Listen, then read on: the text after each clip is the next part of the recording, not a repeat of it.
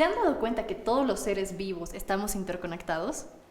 Hoy hablaremos sobre los diferentes niveles ecológicos e interacciones ecológicas que se encuentran en todos los lugares si prestamos suficiente atención. ¡Bienvenidos!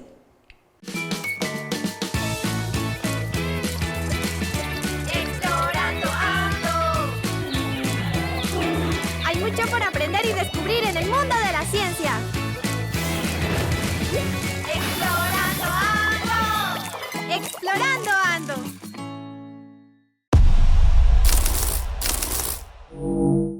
Estoy segura que si sales al patio de tu unidad educativa, te acercas a un jardín o vas a alguna plaza, de seguro vas a percibir varias especies de animales o plantas conviviendo entre sí en una misma área. Tal vez desde un inicio no percibas que el conjunto de esa especie forma una población y el conjunto de poblaciones forman lo que se llama una comunidad. Pero de todos estos conceptos hablaremos más adelante.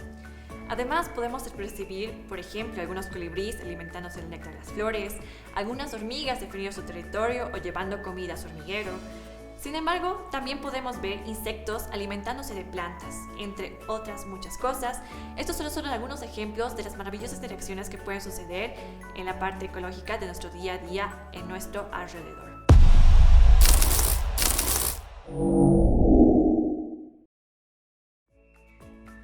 Los niveles de organización ecológica. La ecología estudia los diferentes niveles de organización biológica, desde las interacciones de organismos con su ambiente hasta su interacción con otros organismos similares o completamente diferentes. Una especie es un conjunto de organismos semejantes entre sí, de características comunes y que tienen la capacidad de generar descendencia viable. Una población biológica es un grupo de organismos de una misma especie que viven en un mismo hábitat y al mismo tiempo. Las poblaciones se agrupan en comunidades, donde habitan e interactúan en una misma zona. Cuando consideramos una o varias comunidades en su ambiente natural, estamos hablando ya de un ecosistema. Entonces, por tanto, un ecosistema es una unidad de estudio de la ecología. La variabilidad del tamaño de los ecosistemas es enorme, desde un pequeño charco hasta una gran selva amazónica.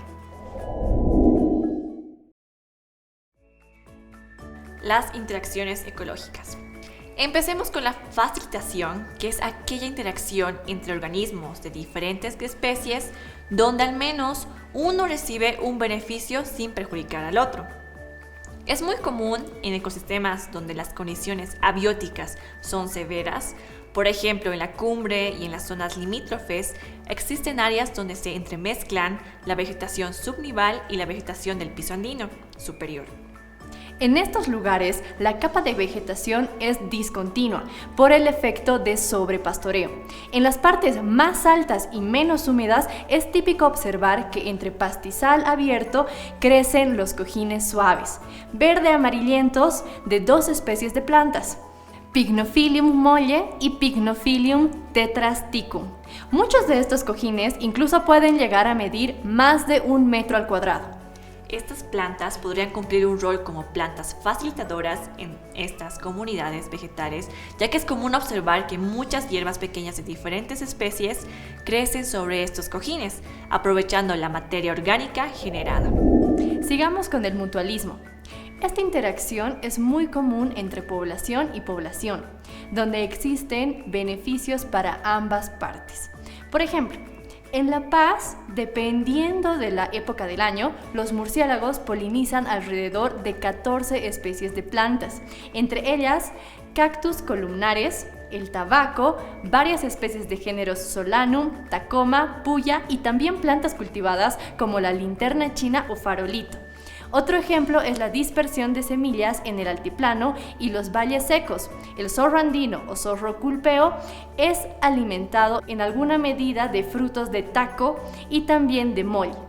Las semillas de taco logran germinar luego de ser defecadas por el zorro, aunque es casi seguro que las de molle también.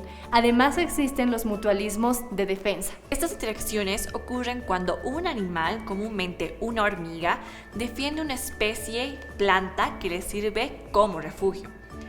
o de la cual obtiene recursos alimenticios. En los bosques, las hormigas del género azteca viven y se alimentan en los árboles de El Amaibo. Además, las hormigas del género Pseudomyrmex viven en los árboles de Palo Santo. La depredación es quizás la interacción más conocida. Por ejemplo, la trucha es nativa de cuencas de América del Norte y en el lago Titicaca ha sido introducida con fines de piscicultura.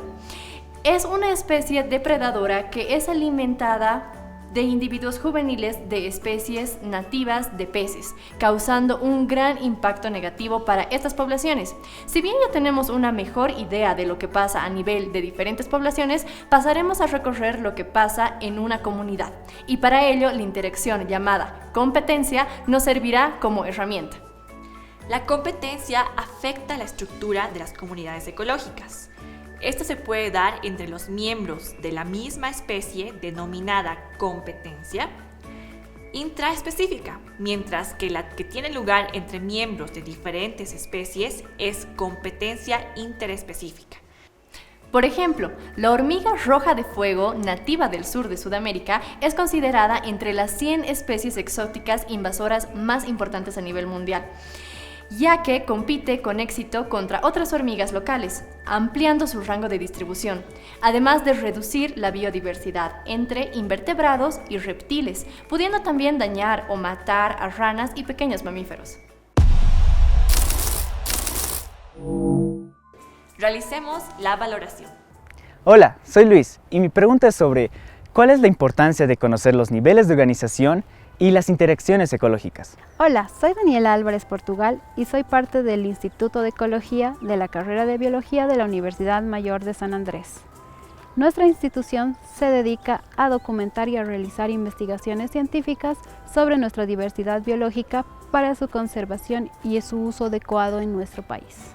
Respondiendo a tu pregunta, los niveles de organización y las interacciones ecológicas son súper importantes, ya que nuestro planeta es único y es súper estructurado, ya que nos organizamos en poblaciones, comunidades y ecosistemas. Al saber sobre los niveles de organización nos permite, por ejemplo, estructurar una cosecha mucho más fértil. Ese es el caso de la microbiota, que compone diferentes organismos de hongos que nos ayudan a hacer nuestra tierra más fértil y por tanto nuestra cosecha estaría súper mejor.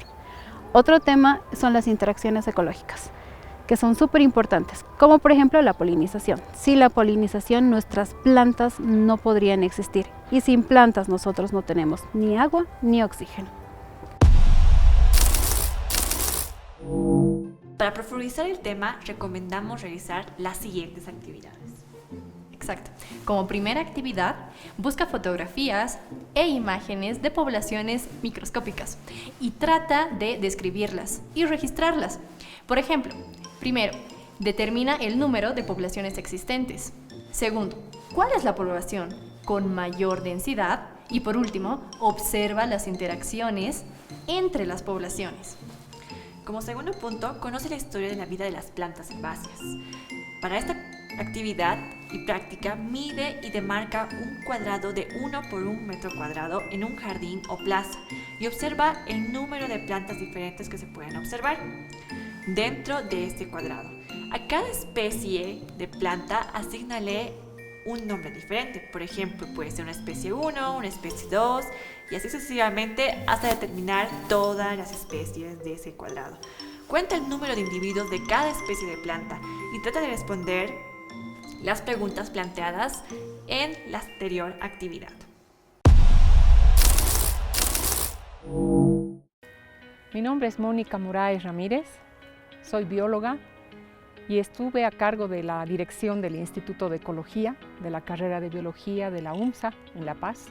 Obtuve la licenciatura en Biología aquí en la poderosa UMSA y luego continué con estudios de maestría y doctorado en la Universidad de Aarhus, en Dinamarca.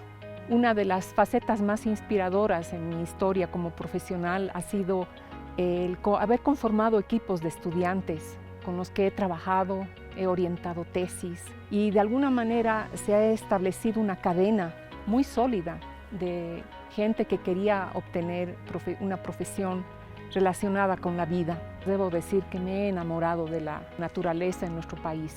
Y de alguna manera esto ha potenciado el interés que he tenido para trabajar con plantas, por ejemplo, en el Herbario Nacional y en el Jardín Botánico de la UMSA. Por ello, yo quisiera transmitirles a ustedes que no se rindan nunca. Traten siempre de construir, de seguir avanzando, de seguir estudiando, de terminar el colegio, de empezar una carrera universitaria y quién sabe luego continuar con posgrado.